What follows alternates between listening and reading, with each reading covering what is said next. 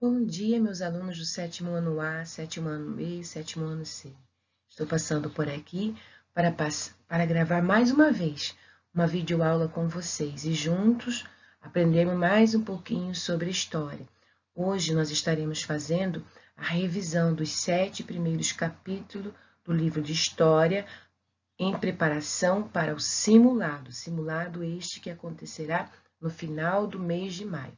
Espero que todos vocês tenham aí um bom aproveitamento da aula de hoje, ok? Vamos lá. Capítulo 3. Feudalismo, poder e cultura na Idade Média. O feudo surgiu da necessidade de proteção da população da Europa Ocidental, por conta das constantes guerras que estava havendo naquele lugar. Tratava-se de uma propriedade pertencente a um nobre, geralmente uma terra protegida, e ela era autossuficiente. Diante das guerras, diante do domínio dos povos bárbaros que chegaram na região do Império Romano do Ocidente, na parte ocidental da Europa, muitos povos vão abandonar as suas casas, a convivência ali nas áreas urbanas e vão procurar abrigos na parte rural, começando aí então um sistema de ruralização.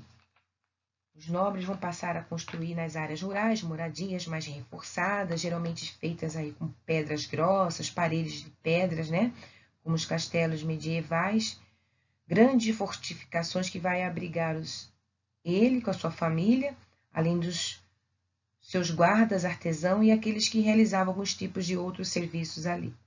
Em busca de uma certa segurança e subsistência, muitas pessoas vão começar a se instalar nas aldeias próximas a essas fortificações, em terras que vão pertencer aos senhores feudais, que eram chamados aí de feudos. O feudalismo, ele se caracterizou por ser um sistema baseado na divisão entre aqueles que tinham ou não a posse de terra. Os servos, considerados os camponeses, além de trabalharem de maneira exaustiva, em troca de proteção e abrigo nos feudos, eles pagavam diversos impostos, diversas obrigações em forma de taxas e serviços. A organização social na Idade Média Europeia, ela era pautada na religião católica. A organização social, ela tinha como base, o nascimento e o parentesco, pois quem nascia em um grupo social estava ligado nele por toda a sua vida. A riqueza não tinha valor, uma vez que o poder estava ligado à posse da terra e praticamente não existia mobilidade social. Podemos dizer que era uma sociedade aí estamental. Um vassalo do rei, ao doar um pedaço do seu feudo a outro nobre, também se tornava um sucerano. O rei então passava a ser o sucerano do sucerano, gerando aí uma descentralização do poder. E isso aconteceu a partir do momento em que os reis começaram a precisar dos serviços de alguns vassalos para ajudar, cuidar, proteger as suas terras. Quando o sucerano buscava um vassalo para oferecer esse trabalho, ele dava-lhe como pagamento um feudo, que era uma terra, e esse vassalo tinha que lhe jurar proteção, fidelidade e também os serviços militares precisados aí até então pelo rei. A Igreja Católica, ela tinha grande influência sobre a formação cultural nesse momento da história, o que podemos chamar aí de uma cultura bastante eclesiástica ou teocêntrica, voltada totalmente para Deus. As pessoas que não seguissem a fé do modo como era imposta pela Igreja, elas poderiam ser perseguidas e condenadas, muitas das vezes chamadas aí de hereges. A cultura popular, ela tinha uma inspiração pagã e era manifestada nas festas, nos mitos e nas crenças, mesmo sendo muitas das vezes proibida pela Igreja. As imagens tinham uma importância na formação do pensamento e das crenças da sociedade, uma vez que a maioria dos povos eles eram os analfabetos, as imagens ajudavam muito a eles entenderem o contexto que estavam sendo ensinado para eles pela Igreja. Os principais estilos arquitetônicos no período foi o estilo românico, né? E o estilo gótico.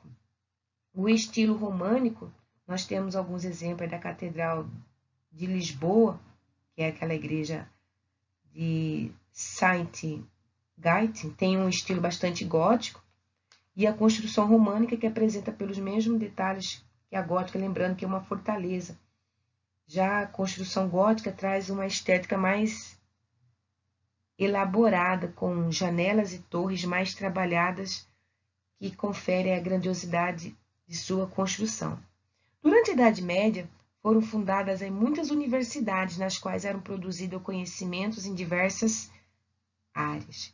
Então, portanto, não podemos dizer que a Idade Média foi um período da Idade das Trevas, como alguns historiadores do período do Renascimento, né, colocaram, porque nós sabemos que nesse período surgiu aí grandes ideias, grandes filósofos, os primeiros bancos surgiram, as primeiras universidades também surgiram nesse período aí, que durou quase 1000 anos.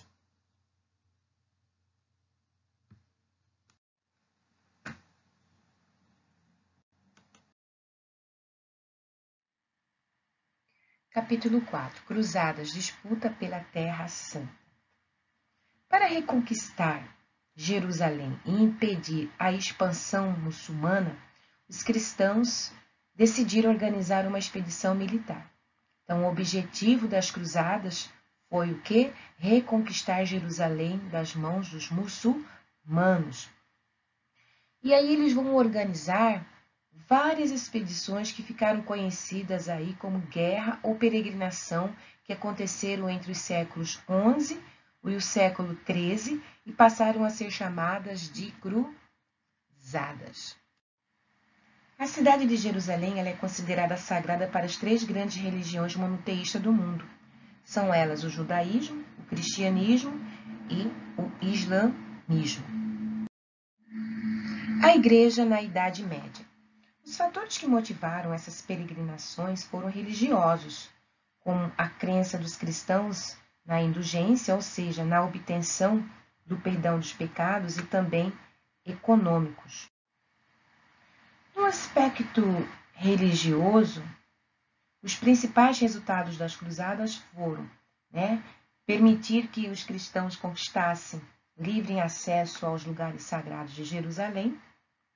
E já nas questões econômicas e sociais, essas peregrinações, elas ajudaram a acelerar o processo de enfraquecimento do sistema feudal, que contribuíram para a reabertura do comércio no mar Mediterrâneo, ampliando assim as trocas culturais entre os povos europeus e os povos árabes.